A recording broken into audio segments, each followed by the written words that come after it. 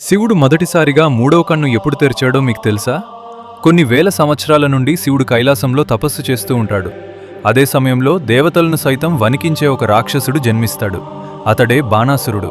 ఈ అసురుడిని ఎదిరించలేక దేవతలందరూ పారిపోతూ ఉంటారు.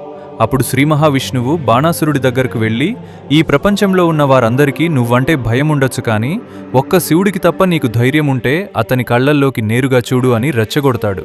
ఇదంతా విదంతా విన్న బాణాసురుడు కోపంతో ఆ శివుడు నన్నేం చేయగలడు అని చెప్పి కైలాసానికి వెళ్తాడు. కాని బాణాసురుడు ఎంత అరిచినా శివుడు మాత్రం ధ్యానం నుంచి బయటికి రాడు.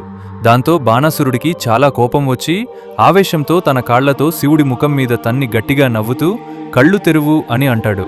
ఒక్కసారిగా ఆకాశం భయంకరంగా మారిపోతుంది. శివుడు ప్రళయగాల రుద్రుడిలా తన మూడో కన్ను తెరుస్తాడు.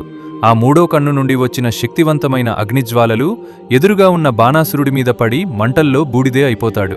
దేవతలంతా ఆ దృశ్యాన్ని చూసి గజగజ వణికిపోతారు. ఓం నమః శివాయ అని కామెంట్ చేయండి.